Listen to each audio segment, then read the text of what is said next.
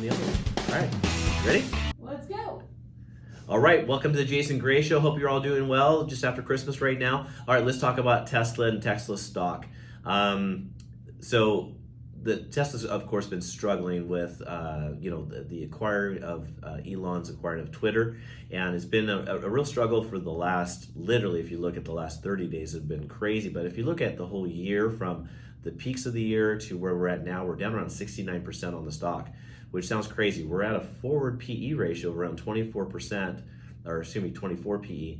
And if you look at where Apple is and you look at the growth story between the two, it's very interesting to sort of see what everything's going on. And I don't think people are looking at the big picture. So I'm going to lay out a couple things that I think people need to be thinking about and looking at going forward. So as we know, Tesla has a projection of increasing their car production by about 40% in 2023, which I know everyone thinks is really crazy, but the growth story is there. That can all happen by opening up other marketplaces. Of course, you got the Tesla truck coming out at the end of the year. All that stuff's going to happen. So we'll have to see what those productions look like. But I think, Tesla has multiple sources of revenue. They have the new 4680 battery packs, which should make the cost to produce a car much less, way less expensive. And of course, with the supply chain issues getting under control, their capital in regards to what it costs to build those cars are going down dramatically as well.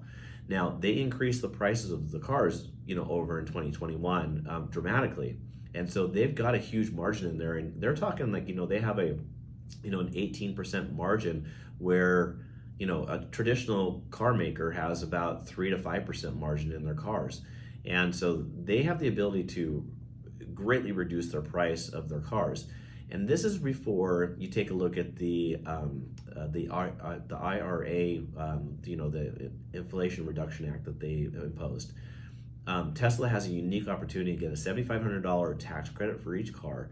And then we haven't even talked about their Megapack department.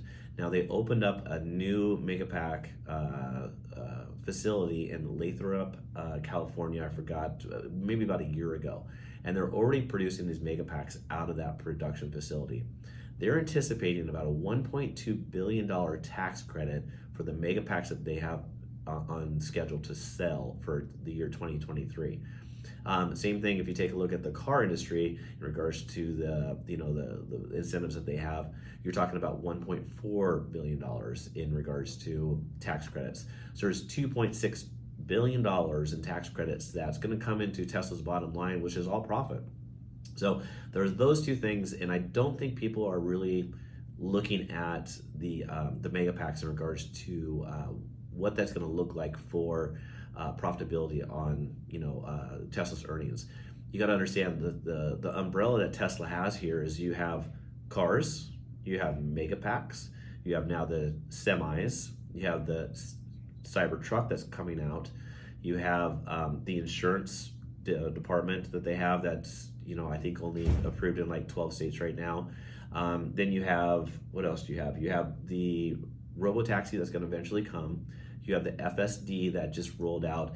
They're going to roll out version number 11 in 2023. And then you have their robot thingamajiggy that they've got going on too.